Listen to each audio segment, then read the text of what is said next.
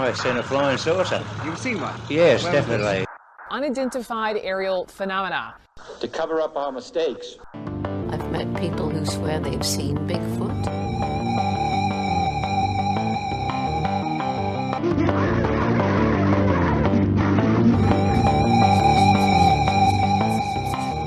Join us for a journey into the obscure. You are now listening to The Wow Pod.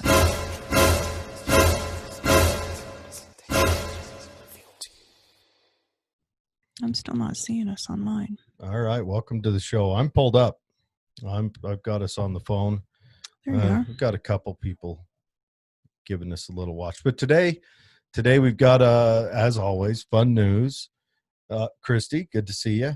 And then we're going to be talking about the Montauk Project.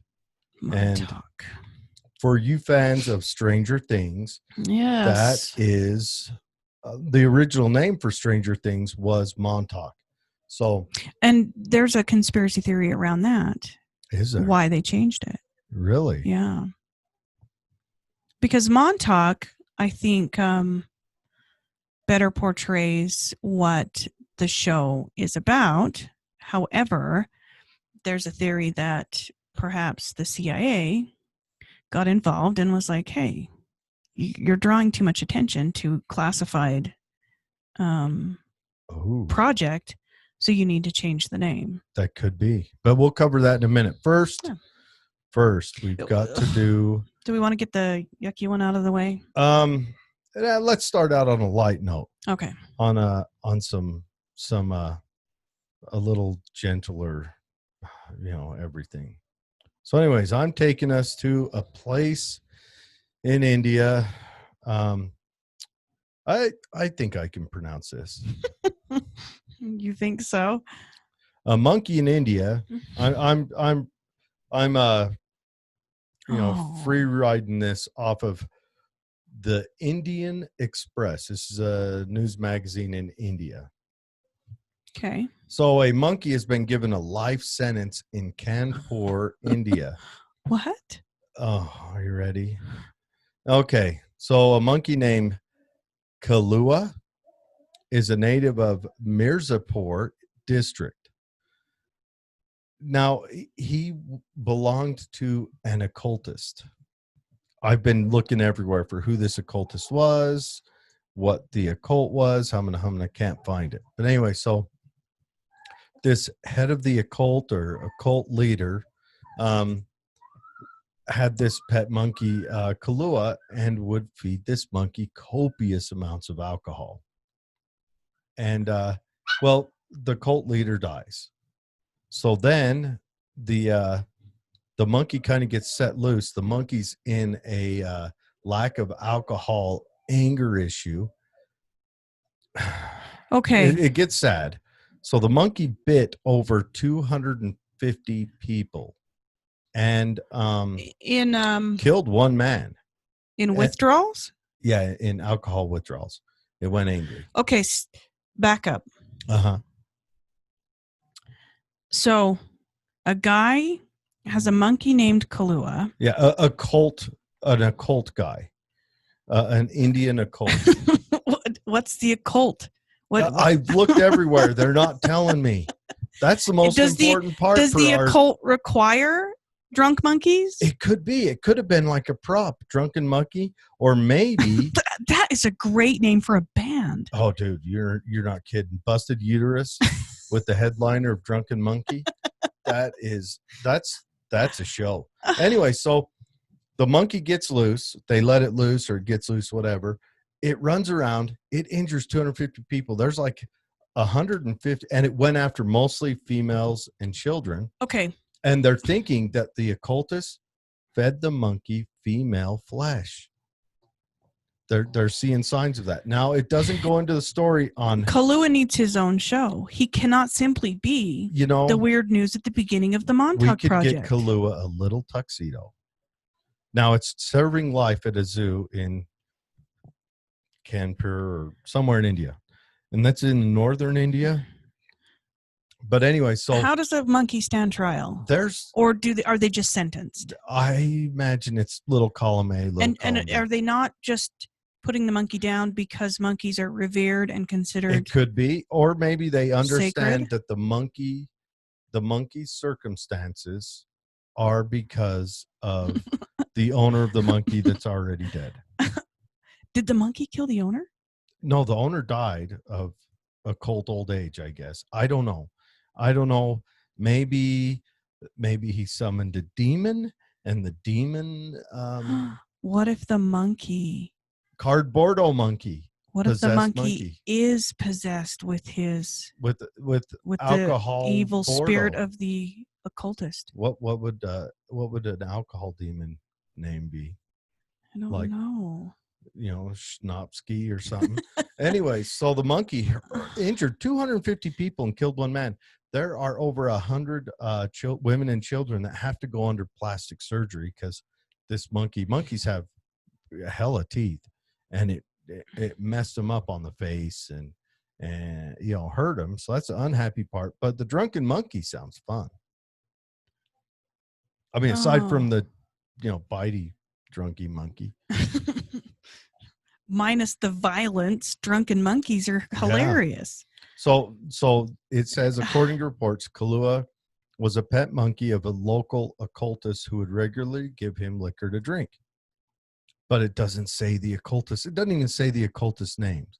Over a period of time, the monkey became an alcoholic, and when the occultist died, Kahlua stopped getting liquor and became aggressive. As he went on a biting spree and created terror in Mirzapur, forest and zoo teams were called out to catch the monkey. After several efforts, Kahlua was caught and brought to the Kanpur Zoo. We kept him in isolation for some months and then shifted him to a separate cage. There has been no change in his behavior, and he remains as aggressive as he was. It has been 3 years since he was brought here. So this is an old story. I want to know the occulty guy. Anyways, it's been 3 years since he was brought here, but now it has been decided that he will remain in captivity all of his life. Robin says, sounds like a great bar name, the Drunken Monkey. Dude, does it ever? Oh, man. Busted Uterus could play on Friday nights. Busted Uterus would be a one-man accordion and harmonica band playing at the Drunken Monkey. Oh, headlining at the Drunken Monkey. So the monkey is 6 years old, the doctor said. And if he was set free, he would harm people wherever he went. Kahlua has not even befriended his cage keeper till now. Well, is his cage keeper giving him liquor? I'm telling because you, this is how you get him to be your friend. The answer's easy. Just some cheap vodka, call it a day. He'll relax. But we're talking, how long has he been there now? 3 years now.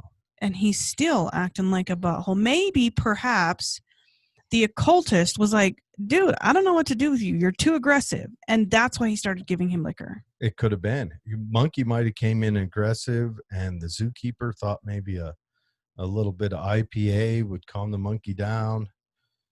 I don't know. But that is a funnish story. Kind of fun. What's good? It's like the monkey is evil and an alcoholic. All right. But our next story is no fun. So this is an update. No fun at all. And we've got to cover it. I really only wanted to cover it because we did, for those of you who haven't listened to it yet, we did a full disclosure, a deep dive into the timeline that led up to the children going missing and perhaps beyond. The Lori Vallow. Yeah, so this is the Chad Daybell, Lori Vallow. Their cult. Which is really kind of weird to me. It's kind of an offshoot of the LDS religion, which that part was the part that shocked me the most. But I guess we would be crazy to think that even a religion that we grew up in wouldn't have offshoots that would become cults. We got FLDS, but that's more of a, we want to keep the multiple wives thing, and then they just went down there. The FLDS, again, still cult. They stick to the doctrine really strictly. Yeah, and they word don't. for word. So their interpretation of the doctrine is followed very strictly, where the LDS have kind of strayed to conform with society from some of the doctrine. Modernized a bit. Yes, yeah. They don't have blood atonement anymore, which the LDS still practiced. At least, I mean, you got the LeBaron cases where the LeBaron family, I mean, that was like a dad, an uncle, and a couple brothers. They killed like 30 people or 20 people. We'll do a show on that eventually. And most of that happened here in Utah. Some of it drifted down into Mexico, but yeah, that one went crazy. Yeah, and we alluded to perhaps, the jump from some of the things that are taught, when you're deep into the LDS faith to zombies. I mean, was there zombies in our upbringing? It's not a big jump. No, but there also wasn't planets. But that's a part of the religion, is that. But are zombies a part of the LDS? Perhaps doctrine? I don't know. I never find someone who got a little further into it. Yeah, I didn't get into it that far. So I think that anytime you take something that just seems so just a stretch for the imagination and you teach it as doctrine, it isn't a jump that is, death defying for people to kind of wander and group together and perhaps expand upon that. This one had a little bit of multiple lives in their cult, like kind of rebirth lives and lives on other planets and planes of existence, and marriages and continuation of marriages through their rebirth. And that was a mouthful. And they had a lack of. They didn't seem to appreciate the value of human life. Right. It was like that particular piece was missing in light of the fact that they would just have other lives. Yes. Yeah. It was like, whatever you do, it doesn't matter. Right. Next go around, make it right then. They'll appreciate what we did now because we were married in a past life. So your husband will be thankful that we poisoned him or shot him or, tried cutting his brakes. Sounds like they tried killing him twice. Yeah. And so if you haven't pretty listened, sure Chad killed his wife. And if you haven't listened, maybe stop this episode, go listen to that, and then come back and get this update, because there may be some. And we are definitely not the definitive answer on the story, because remember, a smart sister, a dumb brother does not make for a cohesive pair. I think we did pretty good. I think given the information that we know, we've compiled a pretty good show on it. So Betsy did. Thank you, Betsy. Where we left off is that 2 bodies had been located. Yeah, they were excavating at Chad Daybell's property in Oregon. Idaho. Wasn't the property in Salem, Oregon? Salem, Idaho. Or there's a Salem, Idaho too? Yeah, it's right outside of Rexburg. Why is that name popular? I thought we'd have killed that name back in the colonial days. That went awry. Anyhow, so they were excavating out in his back 40, and they had found 2 bodies, and it appears that they tracked these bodies down by pinging the brother's phone. So Alex Cox, who is now deceased, Lori's brother was the guy who killed Lori's husband. Correct. So apparently this is what led them to dig at Chad's farm. Now this hadn't been revealed previously, because I think they were trying to keep it on the down low, that they were, or they were just finding it and they wanted to. Yeah. So they started doing some pinging on Alex's cell phone, and the data and the days that the kids were last seen started to kind of match up. Now, we had talked in our previous show how we were pretty sure they were just going to pin this on him. And Mhm. clearly, he definitely had something to do with it. I mean, he believed in zombies. Yeah, that kid weren't right. Yeah, he believed in zombies. He had killed Lori's husband. Uh-huh. He claimed it was in self-defense. We're thinking also that he might have been in a Jeep Cherokee a few times. Correct. Was it a paintball gun? They think? Well, it appeared it had a paintball. They said it looked like a paintball gun, but it likely had a silencer on it that gave it that appearance of a paintball gun at the end. Yeah. So they had been pinging his texting and his cell phone information. And on the morning of September 9th, this would have been the last, or the morning following the last time the kids were seen. Chad had texted Tammy telling her that he decided to burn some plants and also had shot a raccoon, which he buried in the area in the area of the property where the family had previously buried, like it was like a pet cemetery. No, Chad had messaged Tammy. Correct. Who is Tammy now? So Tammy is, I'd have to put this all back together. Tough. Was that another one of the culty groupies? Yes. So he had texted her reporting this and had also texted the same thing to Lori. So it's like he was setting it up to explain why there was shots and explain why he had a big fire burning. See, I'm pretty sure Chad was in on it. Now, I think Alex was retarded.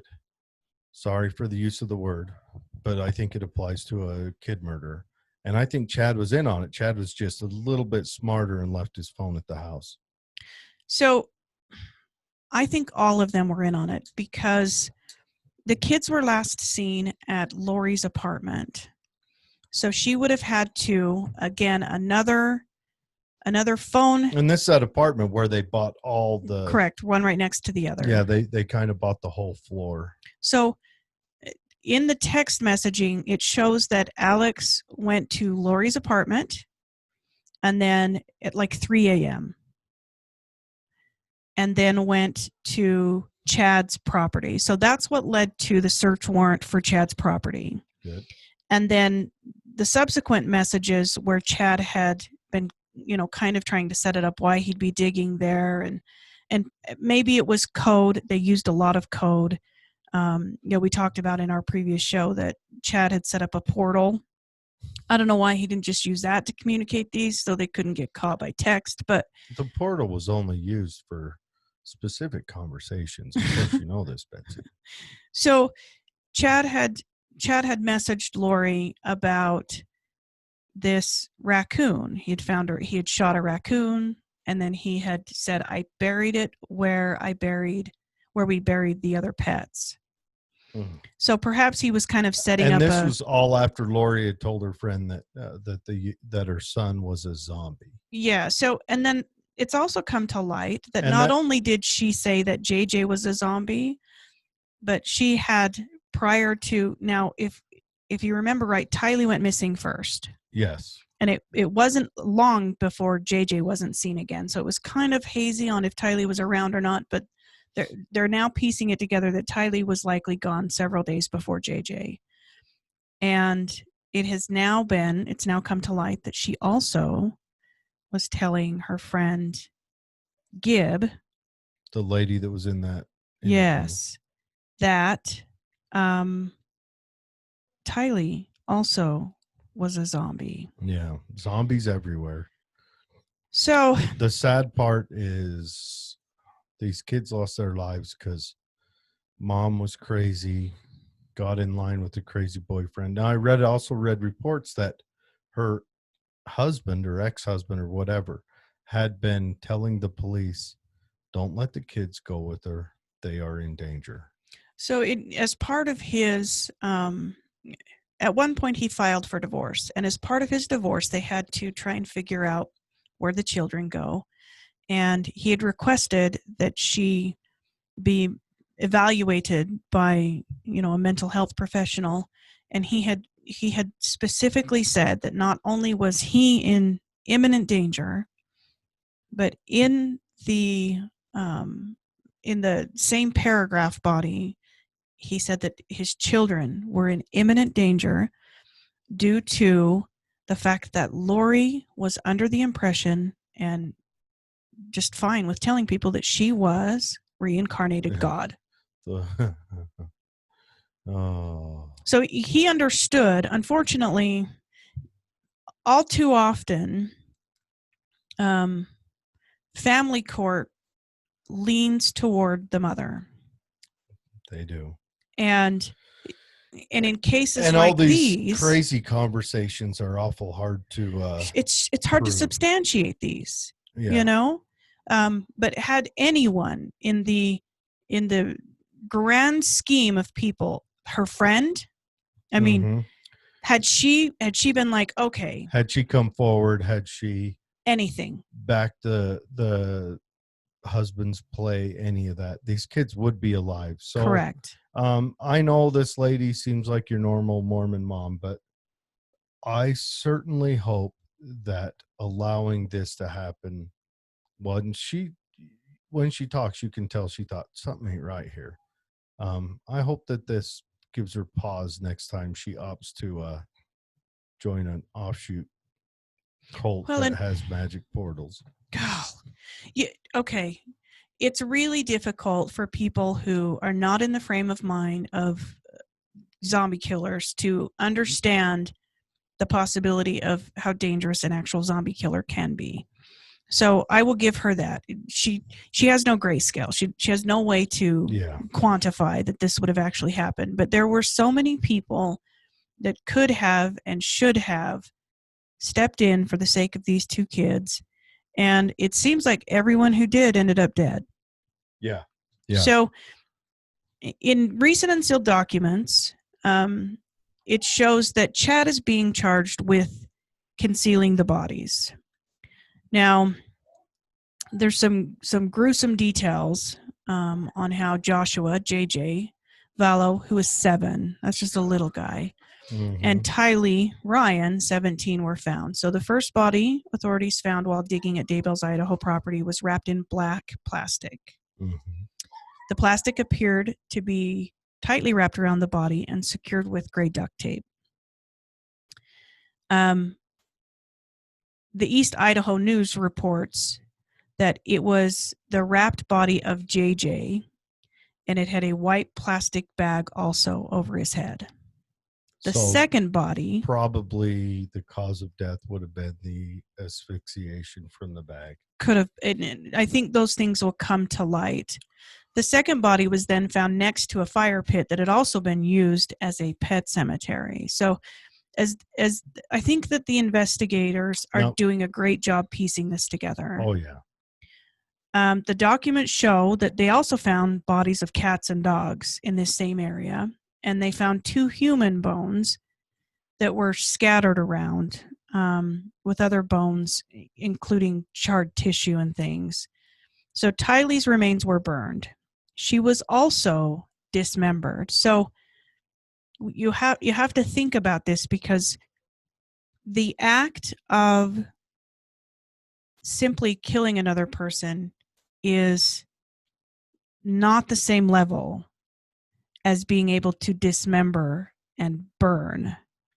And I don't know if it takes if it's an adrenaline, if something happens in their brain. It might have been for transport because she was bigger. She was 17. Yeah, hopefully she wasn't dismembered prior to her death. But anyways, I've got the picture pulled up right now. If you look down here in the bottom, they've got the excavation sites there. There's the fire pit, and it's a sad story. I'm hoping that they take this waffle-headed moron and I hope they put him in with Jeffrey Epstein's last cellmate. It's difficult. Yeah. It's difficult. Our justice system requires that you fit these crimes into very specific parameters. That is a double-edged sword. Well, and this is a show. Okay, Lori Vallow.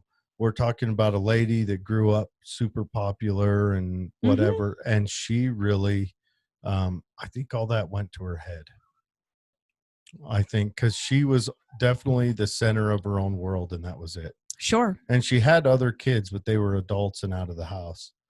But she was definitely the center of her own world. And then when she fell in love with this guy, all that mattered was her life and her world with him. So what I fear is that prosecutors they're facing an uphill battle because Alex's phone pinged in both places, so he clearly can be used as the scapegoat. Yep. And in order for these charges to be played out the way they should, they're going to have to play this very carefully. Very, very carefully, because if they can use the already deceased person as a scapegoat, they could both be looking at relatively short prison sentences. Yeah. Desecration of a body does not give you life in prison. Concealment of a body does not give you life in prison. Yep. And I think that given that neither of them have been willing to talk, they both know this. Yeah, they've just really kept their mouths shut. Yeah.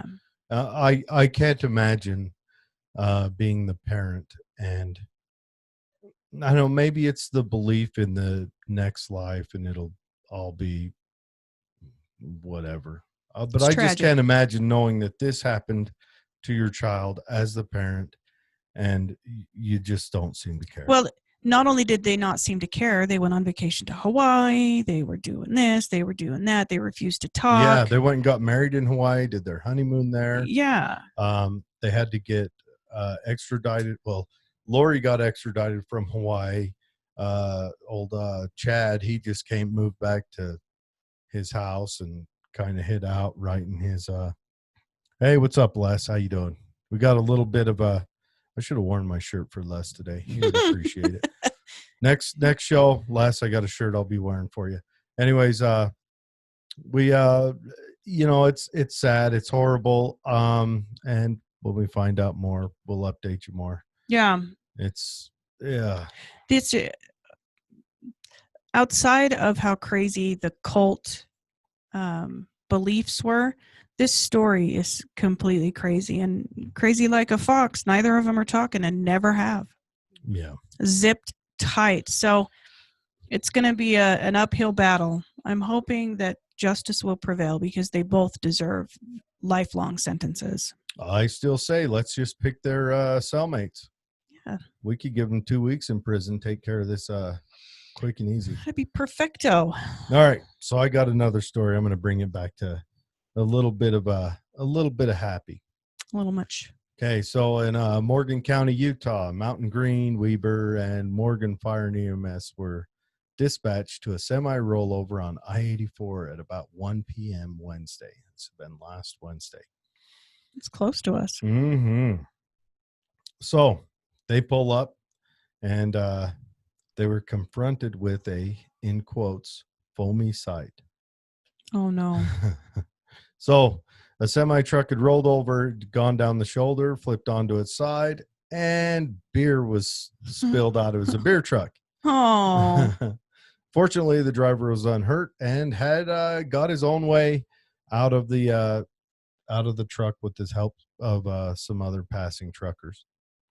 So the firefighters controlled the leaking fuel and oil that came out of the diesel, but it shut the road down for about 6 hours while they cleaned up the beer. But I want to show some pictures now. Look at that. The good news is there is a silver lining. Okay. It was only Miller Lite, it looks like, or Bud Light, or one of those beers. Now, had it crashed an IPA or a good craft a good beer, we would all be crying. But right now, Miller High Life spread out. But yeah, As you can see in Boy, the it looks like pictures. it exploded. Oh, I'm sure a lot of them did. I'm sure a I mean, lot of them how does did. that? Look at that spread of beer going all through the bar pit. That's crazy. Yeah, and it wasn't good beer. So, but that's on the lighter note. My next story is pretty light too. Well, yeah. Oh, that well, depends. It depends on who you are. Mhm. If you're. So mine comes to you from Palm Beach, West Palm Beach. Pizza Mambo in West Palm Beach was forced to close for a day last week following an inspection done by the Florida Department of Business and Professional Regulation. Now, it says the restaurant could not be reached for comment. However, they did speak to an employee who told South Florida Sun Sentinel that the particular item in question had been given as a personal gift to the owner and that it was fine. It was stored in a separate freezer away from the restaurant's food and they threw How it. many spare freezers does this pizza joint have? I mean, you'd think in Florida freezer space would be optimal. Yeah. Well, here's what they found. State inspectors reported that they found, and I'm going to just say this twice, just for the record, an 80-pound iguana. 80. I got a side note, Betsy. 80-pound iguana. When I was down in Cuba, right by the gym, there was an iguana, and I'll bet this iguana was 150 pounds. No. Now, I want to tell you how it got that way. What does a 150-pound iguana look like? It was probably, like a Labrador? From tail to tip of nose, was probably 6 feet long and fat.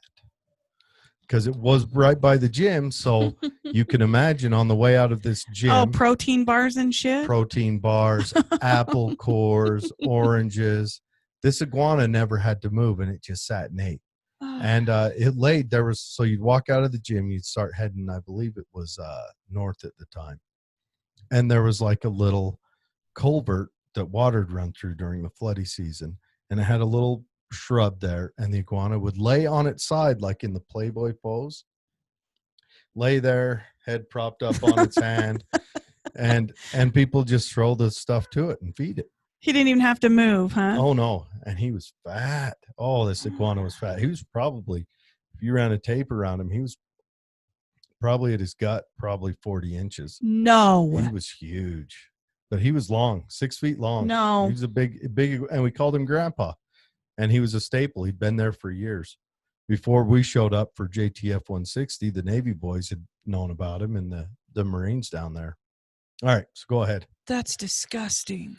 So they had the iguana. 80-pound iguana in the freezer. So the headline actually reads, sausage, onion, and iguana. That's what's on the pizza tonight. So it says non-native iguanas are multiplying so rapidly in South Florida that a state wildlife agency has been encouraging people to kill them. They say they aren't dangerous or aggressive to humans. I call BS. Okay. A friend of mine had an iguana and it would whip your calves, your shins with its tail, and it would just lay them open. So they say that they damage seawalls, sidewalks, landscape, foliage, and can dig lengthy tunnels.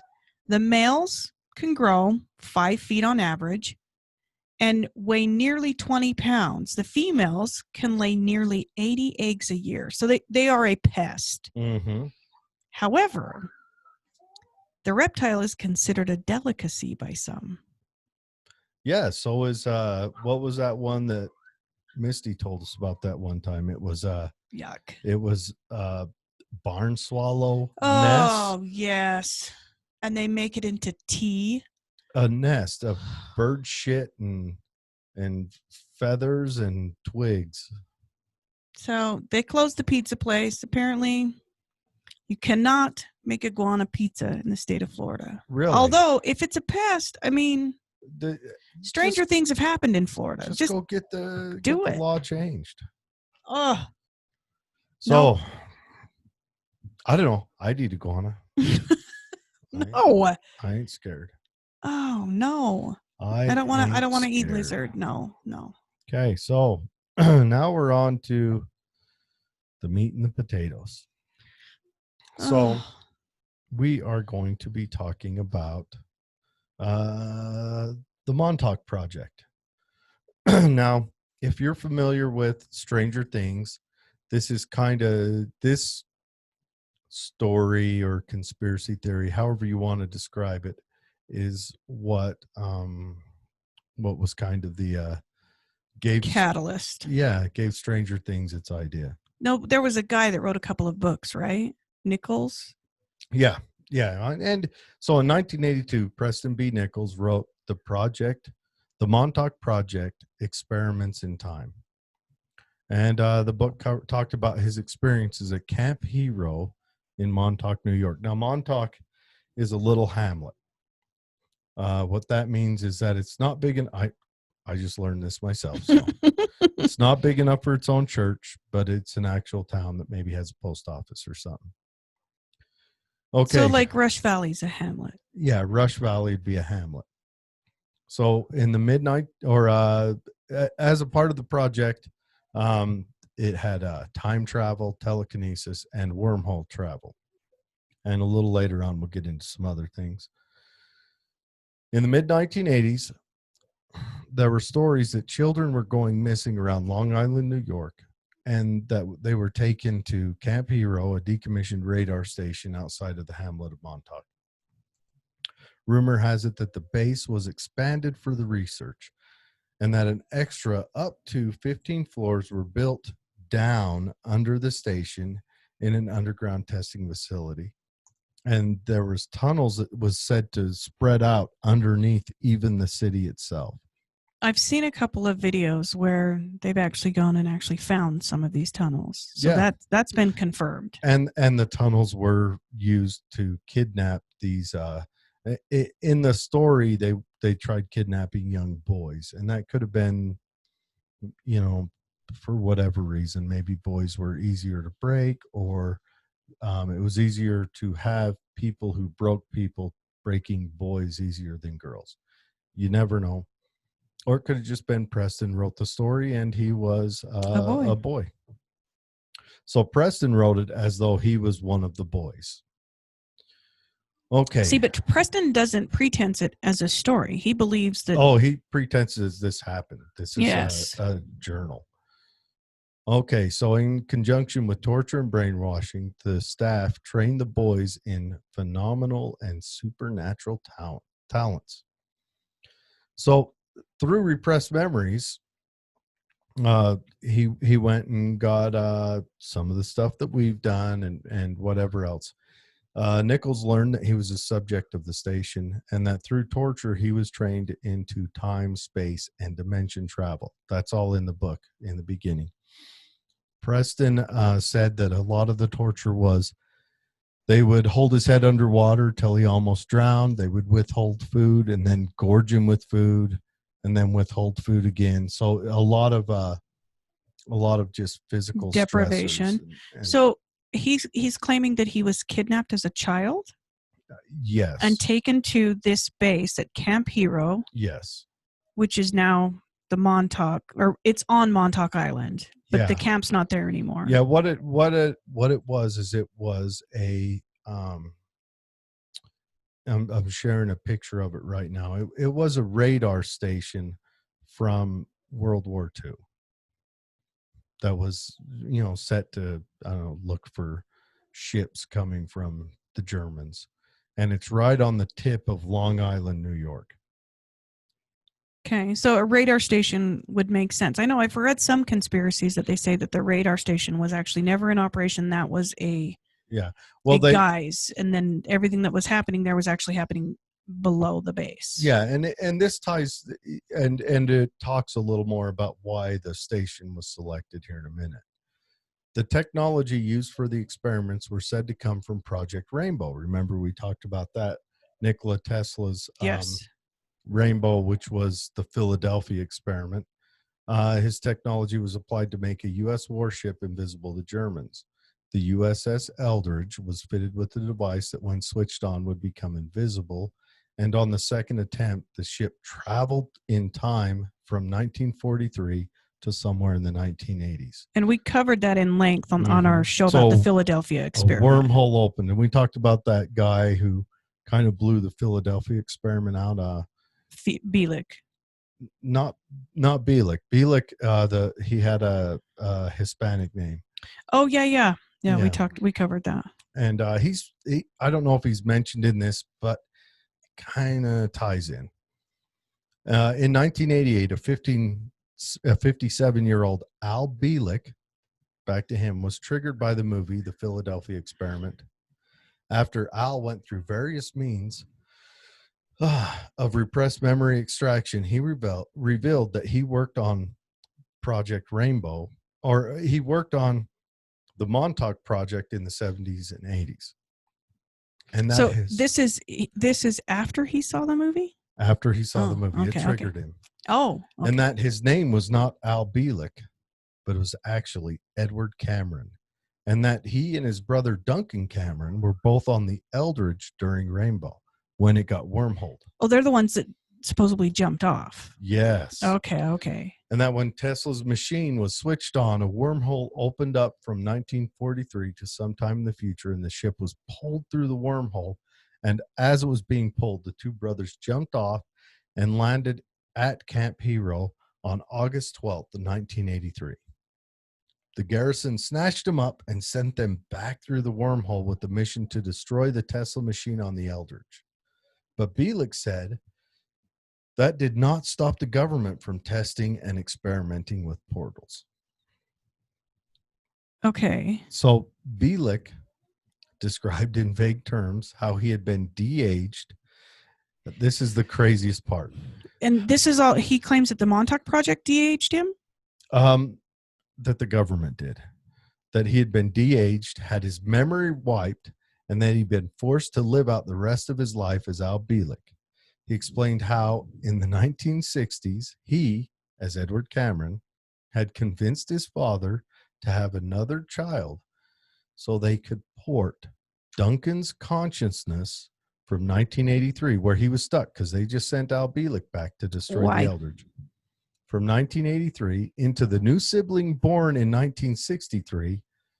Bielik referred to this version of Duncan as a walk-in soul. He also suggested that that a 1983 accident caused him to begin aging rapidly. My brain, I don't think, functions properly No. enough to keep up with this. Part of this, they jump off the ship in 1940-ish, right? Well, the ship got transported in 1943. The wormhole opened. The whole the ship. Second turn on, and as the ship's tunneling through space and time, the two brothers jump off and they leave the wormhole and land in 1983 in Montauk. Okay, so when they land in Montauk, which is at this base, they quickly send Al Bielik back, but they keep Duncan there. They throw Al Bielik into, well, maybe then they de-age him, or maybe later. I don't know. But they quickly throw him. Now, where's this de-aging stuff? How much do it cost? They quickly throw him back in the wormhole, shoot him back with orders to destroy the Tesla machine on the Eldridge. But not Duncan. But Duncan stays there. Why? What's Duncan's job? Why is he staying there? Not explained. I think they just sent one guy back. Maybe Duncan was held there as kind of a time hostage. A time hostage? Yeah. Okay. To make sure that Bielik or Edward killed the Tesla machine on the Eldridge. And then Al convinced his parents to have another. So then Al went to his old man and said, "Dad, I need a brother." And so his dad made another brother minus the other two. What if it had been a sister? I think Duncan might have been confused a little bit longer. Okay, and then now imagine. How did he get? Let's. How did he get Duncan into this? Let's say this is kind of real. Let's say most of it's real. Al Bielek is not helping Imagine this you're born, conspiracy. you're 2 years old, and every time your older brother gets you alone, he's preaching to you how you are a walk-in soul of another brother named Duncan. That kid, Duncan, Confused. yeah, was screwed up. So this wormhole that he hops into it plays into the Stranger Things wormhole that she opens when she screams. Yes, or that. So is Al a Demogorgon? Al is number 10. Oh. And she's number 11. Nichols is number 8, things like that. Okay. Duncan is 11. The brother. According to the story, he's the one who has the strong psychic ability. So maybe that's why they kept him. That could be. Because he was powerful. It was the walk-in soul Duncan that had the strong ones. What? Not the Duncan from before. Not the Duncan, not the original? Not Duncan the original 2.0? Duncan. Yeah. Duncan-ish is the one that has the psychic powers. How do we find this out? Al tells us about it. Oh. So Nichols heard about Al Bielek's story and befriended him. So they became friends. Now, No. Nichols' original story. Those universes cannot collide. Oh, man. We're talking, this is where Okay, I'll try to it keep up. derails. Okay. So Nichols learns about Al Bielek's story. Now this is following Al Bielek's experience. He reaches out to him and becomes his homeboy. His home time traveler. Okay. All right. Yes. Then their stories combined, and during the 70s, they claimed to have worked on something called the Montauk chair. It was a chair that used electromagnetics to amplify psychic powers. Duncan Cameron, Al's rebornish brother, was found to have strong psychic abilities. So he was kind of the focus of the chair experiment. So he was 11. He was the one they would always throw into the chair and have him do the major tests. That's what you always do with your little brothers. So just for the record. Well, yeah. They always go in the chair. How is Tabasco in milk? Eric will let me know. That's right. The seeing eye is one of those tests. So Duncan would hold a lock of a person's hair while sitting in the chair, and he'd concentrate on the person. He could then see, hear, and feel whatever the subject was experiencing. At that time. Yes. At that very moment. Yes. That could be dangerous. Yes. That could be very dangerous. First, where are you getting this lock of hair? That's a good question. I imagine they could get it any way they wanted. Probably the initial ones was they had 1 and 2 through 9. They would use their hair. But so if I wanted to find out what Kim Jong-un was doing, I could just you'd have to get a lock of his hair, and you'd have to hope that it's not one of his fakies hairs, one of his imposters. Because that would be a total waste of my energy. It would be. And I mean, okay. I mean, Kim Jong-un's probably most of the time just drunk in a big castle somewhere while his lackeys are out doing stuff. How does he laugh? Has anyone heard him laugh? Can you imagine is it like a belly laugh? Oh. Ho. No, not him. No, his laugh would be like, it'd be You're probably right. Yeah, it'd be all doofy. Okay. So the seeing eye was one of the things. Yeah, so it was where they would kind of look through a seeing eye. Now here I'm flashing up the original cover for Stranger Things. Okay, so they was going to name it Montauk. Montauk. Now, why it was requested that they change the name. Now, they don't go into reasons why it was requested that they change the name, but the conspiracy theory is that perhaps, listen,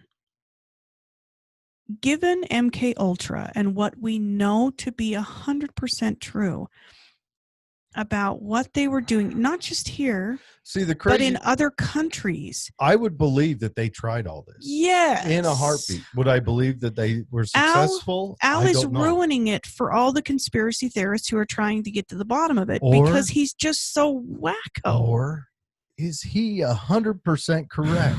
Please tell me he's not. Okay, if he's 100% correct, this is the year. 2020, we're going to find out. Oh, Jesus. You know what? It can't. I don't even want to jinx it. Because Back we to the did story. we did things that we did not. know. Okay, the CIA has done The things. CIA, the that we- NSA, the Yes. KGB, the dipshit whatever. They all did all these. There's some insanity. I mean, tried. they put cameras inside cats. Yeah. Project Sonic Kitty. Yeah. It wasn't cameras, it was listening devices. Okay, listening devices. And then after all that effort, they made it so the cat to get to the subject had to cross a busy road. How do you think that panned out? You know what else they did? They wanted to use Project Sonic Kitty, maybe. I don't know. But they dropped cats from like 15,000 feet to see if they could land on ships. Now, let's be real. Cats don't swim. If they miss the ship, cats aren't happy about that. And if they hit the ship, well, what do you think happens to the cat then? And let's be clear. And imagine being on test ship. They don't tell you about it. You're a young seaman.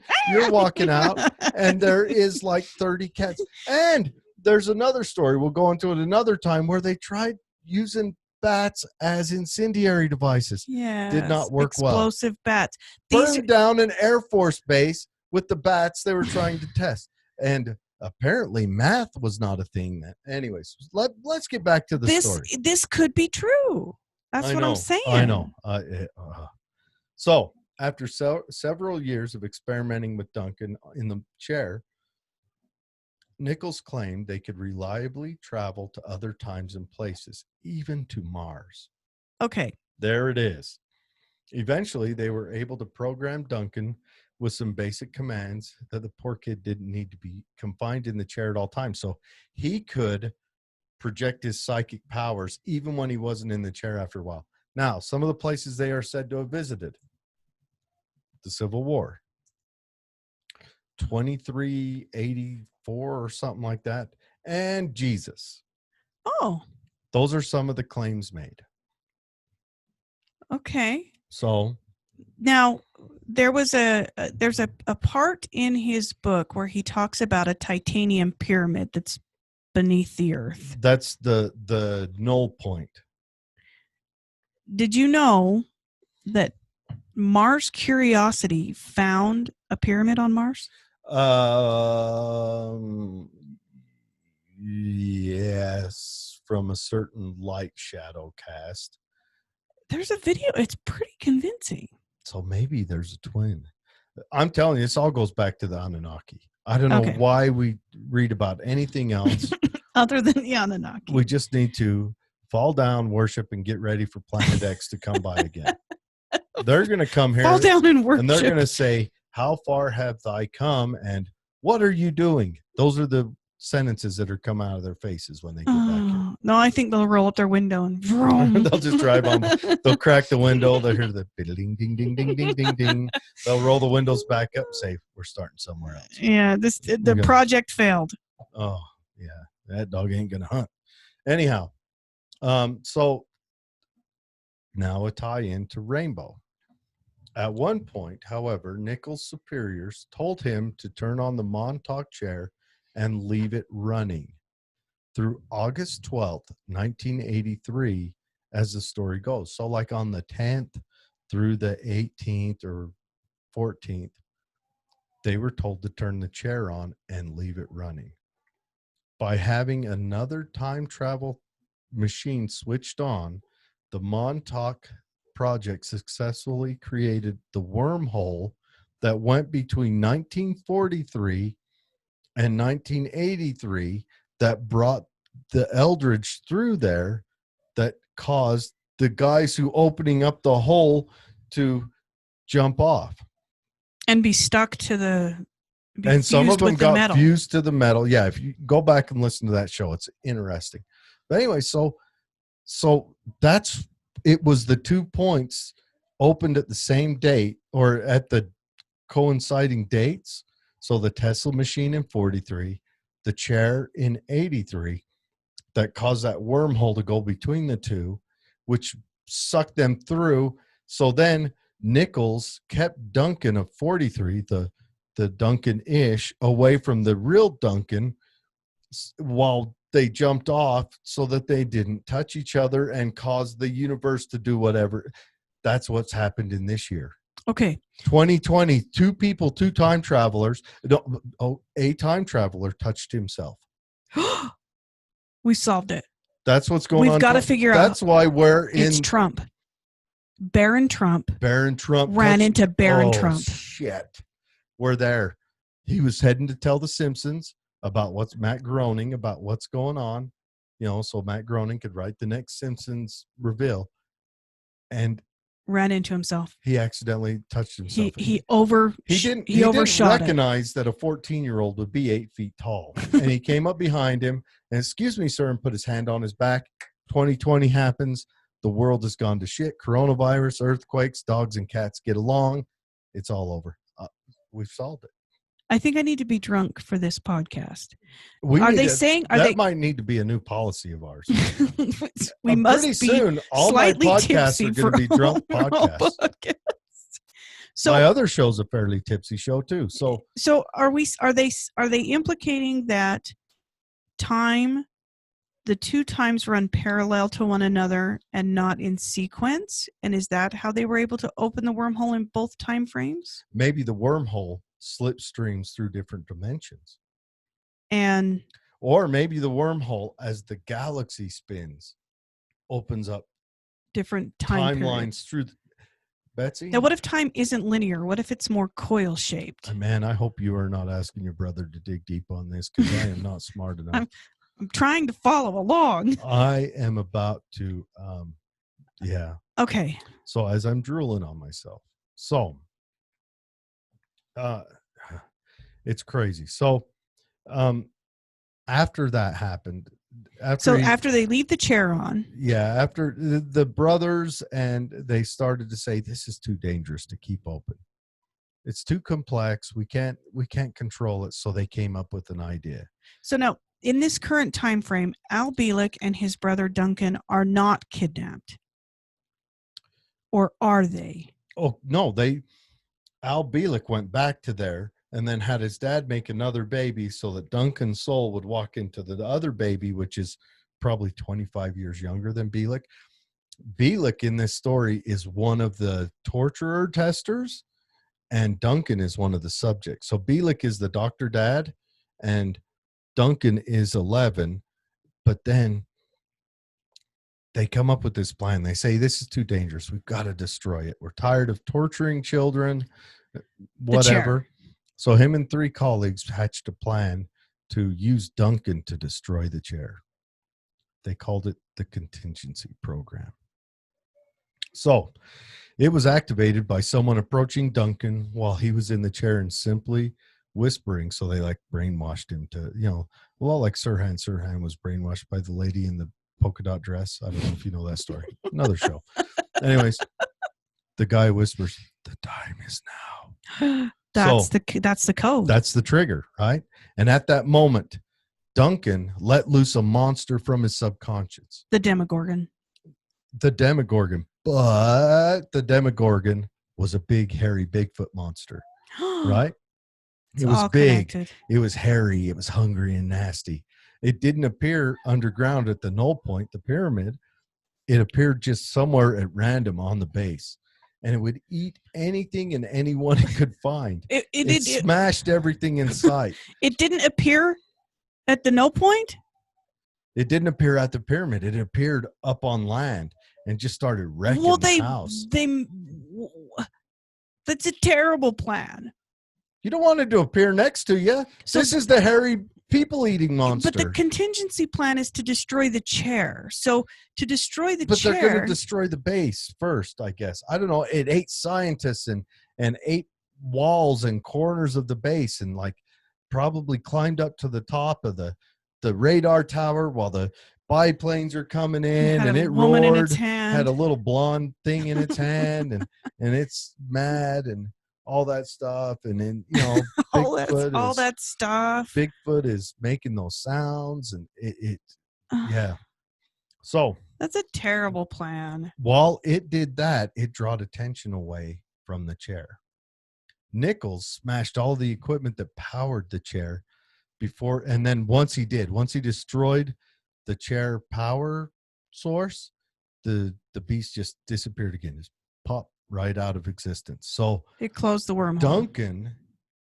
Duncan brought the Stay Puft Marshmallow Man there By telekinesis. Yes. When Zool says choose your destroyer, That's what he chose. he chose the big hairy guy. The big hairy guy. And Venkman said, keep your mind blank, and he didn't listen to him. Anyhow. So they destroyed it. And while everyone's like running around, what's this big hairy thing? Security's up topside chasing around Bigfoot. They destroy this stuff that powered the chair down below. Okay. And then that incident kind of scared everyone, the runners of the project, the Dr. Dad and all that. And so they decide the project would be scrapped. So all the employees, including Edward, aka Al Edward Bielik Cameron. Yes. He was brainwashed. That's where the brainwashing happened. Okay. Maybe the second brainwash, or who knows when. A brainwashing happened then, and then they backfilled all the lower levels with cement and just filled it in. But for a future show, I want to leave you with this. There were the report of dozens of kids being kidnapped around Long Island and tortured and programmed. And I do know that on a future show, we've got it lined out. We want to talk about kind of the Pedogate and Pizzagate and Dream Chrome. Mm-hmm. Maybe this all ties in, but we'll see. We haven't dug deep enough into that yet to draw conclusions. So this Nichols and Al, they paint this really fantastical story. Yeah. That really. No, they tell. They read directly from their diaries. It is 100% correct. The Eldridge time traveled. However, if we look at this from a conspiracy theorist point of view, there's a couple of things to note. One, Montauk is located 20 miles from a submarine base. Yes. And it's also located just a mile down the road from the Montauk Army Air Corps base. Correct. So so that's Camp Hero, submarine base on one side of it, and the Army Air Corps base on the other side. So it's location. We know for a fact that Operation Paperclip, which we haven't really covered much. I mean, we touch on another show, but it comes shows. Up all the time. It's in every show. Operation Paperclip. Do you think that's when our government lost its ever-loving mind? When it said, let's gather up all these Nazis, I'm sure this won't do anything bad for our country, and let's bring them over. So Operation Paperclip basically was just that. The people of the Third Reich that were performing these horrible, atrocious experimentation on the Jews, within the concentration not just them, camps, but on twins, on yes, on just whatever they considered. The United States, for whatever reason, thought, boy, Wernher von Braun should send our people to the moon. That's what they thought. Yeah, well, they thought they should be on our team. Yeah. They've got all of this experience. It's not just us, Russia. We were that was like the biggest race of the war, was who gets the most crazy-ass scientists. So a lot of this conspiracy theory plays into that. The idea that perhaps, because Paperclip we know happened, period. Oh, yeah. It's well documented. Look it up. And we know how it happened. It's Yeah. not like with MK Ultra and Offen and all that. We've got part of a paper trail that came out during the Church Pike Committee hearings, but on paperclip, we've got the definitive trail. Right. We've got where they were brought to, how they were established, how much they got paid, you know, All the deeds. all that stuff. So it's not the Montauk conspiracy plays into that. The idea is that the submarines then shuttled them to this military base. So if you look at the maps for Montauk Island, the bedrock beneath it is plenty deep for tunnels and underground facilities. That, when it was given to the city and allowed to be, annexed in or whatever. Well, it was turned over to the National Park Service. It states right in the paperwork that anything below surface still belongs to the military. So there's clearly, and I will tell you, you can look up a million YouTube videos. People are just foraging all over this island, and they're finding these tunnels. They were not filled in with cement. There's a whole tunnel system. There's probably a few of them that wasn't able to be filled in. Right. So there was a tunnel system, and it could have just legitimately been for transport of product or people or sewage or whatever. So that lends into the conspiracy. Jared touched on the missing children. Now, in the United States, every year, if you look up the amount of children that go missing, it is astronomical. And on or around the time that this Montauk Project was said to have been in operation, there was a 200% spike in missing children from Long Island. And it wasn't just little boys, it was little girls and little boys, and they were never seen again. Some adults. Yes, young adults. They were never seen again. Then you go into the MK Ultra, which we know enough about to understand that they were trying to create these, I wouldn't say super soldiers, because that's more Montauk, but they were trying to chemically alter the brains of people to make them more pliable. They did try to make some super soldiers, yes, and they tried making people who were adept at psychic abilities. They tried a and we're not talking for a month or two. The project. Well, they're making Manchurian candidates. Yeah, the project around the psychic phenomenon went on for 45 years. That means it was funded. And that for 45 years. The LSD test. Yes. So the idea that they had a military base that they were using to test if perhaps, like you mentioned, Manchurian candidates, if you got them really young, you trained them, you wiped their memories, you sent them out into the world to then trigger them with, a phrase or whatever later. Like the story of Sirhan. Yes, to trigger them. Now, that all, I'm telling you, there has been some really raunchy things done by the Central Intelligence Agency. Like, terrible, terrible things. Things that are, just abhorrent to even think about. Yeah. Not only done, but have been paid for by tax dollars. Oh, yeah. Millions of tax dollars have been funneled into these programs that are not so. Oh, yeah. So the true conspiracy of Montauk goes far beyond Nichols and Bielik's fantastical journey that they went on, and plays more into the idea that a base with underground tunnels was kidnapping children in the 80s and testing things on them. We did it in hospitals. After we said, okay, we're done doing it, by giving them those hospitals preferred. And it was in Canada. Oh, yes. And it's what they did instead of just outright doing it, because there was a law put into place that said they had to know. You had to give consent. Mhm. So what they would do is you would go in for, say, like depression, and they would say, well, the best therapy that we have is this. And then you would agree to it, and then they would wipe your memory with chemicals and shock treatment. Yep.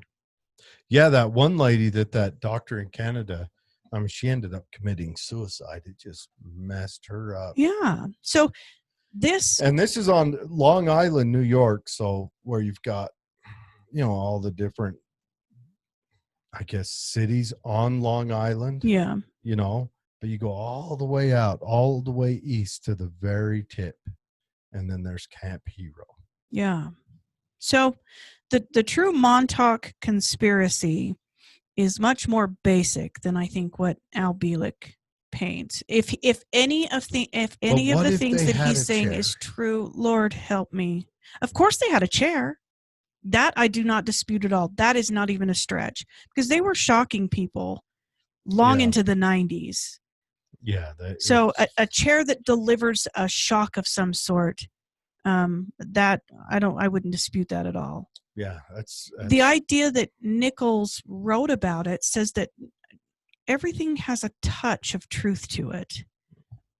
And then perhaps to sell a book, it's more, they make it bigger and larger, and, they elaborate more on it. But the actual Montauk conspiracy is the idea that one day we may find proof that the government was kidnapping young children and conducting clandestine experiments on them in a military base at the tip of Long Island for the sake of mind control, with the idea or the excuse that the Russians were doing it. Or, like we talked about when we talked about MK Ultra, some triple agents, just seeing how far they could get each side. Yeah. And that's the problem with Operation Paperclip. They rounded up evil people. Oh yeah. And put them in positions of power and gave them a paycheck. Yeah. You read about, now maybe it's unfair of me to say Werner von Braun was Satan? Satan-ish, because we do know that in his rocket manufacturing and testing facilities, they would work concentration camp, I don't know what to call them, inmates, victims to death. And they would summarily punish some of them to motivate the others. Was Werner von Braun the guy who did it, or was there, maybe he was an admin on the scientific side and then there was a military side who actually did that? But he was there, and he didn't say, screw you guys, I'm going home. Yeah. So, and maybe he couldn't, maybe I'm being unfair, but still, we brought him over here, and he became kind of our guy. And it's not like anyone could vote on this. This was done all very quietly. Yeah. They went over and systematically rounded up all of these evil doctors and scientists and basically, offered them a better deal. And I want to mention this. Since World War II, we've never not been involved in world conflict. So prior to that, we kind of kept our nose to ourselves. Yeah, we got involved in Central and South America a few times, setting up some banana republics, as you do. But after that, we're involved everywhere, and we're fighting everywhere. And it's like we stood at a fork of the road where we said we could still be that gleaming symbol of freedom on the hill, or we could become an empire. And we dove into the empire side. Yeah. And I would imagine that having these people playing for us, so to speak, they cast these seeds, these evil little seeds, into everything they touch. Well, the old saying, you become what you fight, or stare long enough into the abyss stares back at you. Those are what those mean. Yeah. Yeah. So the true conspiracy of the Montauk Project is just that gone unchecked, a military base that posed itself as a radar location, being perfectly positioned between an army base and a sub base, did these clandestine experiments using children that they kidnapped. And maybe they weren't making psychic beings to make wormholes. Maybe they were just making Manchurian candidates. Yeah. Maybe they were just saying, you know, when you hear this word, you're going to shoot this guy.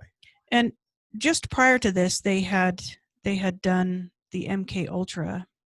Well, not just prior. It kind of coincided. Yeah. It kind of happened at the same time. They did the MK Ultra, and that was. But the MK Ultra was on adults, so maybe this was just their children's. It was on adults that we know about. Yeah. MK Ultra was an umbrella term, and then under that, Artichoke was the umbrella. Ultra was a part of that, and Hoffman and MK whatevers. They did a lot of underneath that, and then those branched down into smaller groups and down again. And let's be clear, they said no, didn't happen. No, didn't happen. Oh no, didn't happen until paperwork was found. And it wasn't. And it was bills. accounting. Yeah, accountants dug them up. Yeah, the accountants. I'm telling you, the accountants are going to save the world. So So we need to take our faith out of the hands of lawyers, elect accountants. Put it into the nerds. Yep. You nerds have got us. We need a guy that, as president, that pushes his glasses up his nose nonstop all the time and has a pocket protector with a whole bunch of pens in it. Yeah, crunches numbers. Yeah. That's how we found out. Oh yeah, and it's just because they burned everything else and destroyed it. Yeah. So Montauk, it didn't happen. Maybe that's what they say. No, maybe. It didn't happen. They're like, where? Okay, I don't know. Montauk. All right. Well, I think that's it. Thanks for joining us. We will be back next week.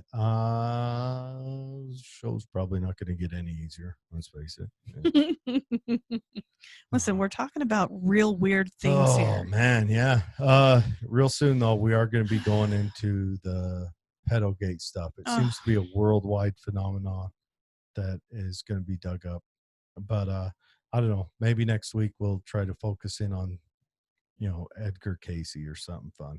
Yeah. Yep. All right. Thanks for joining us. Have a great week. We'll see you next week.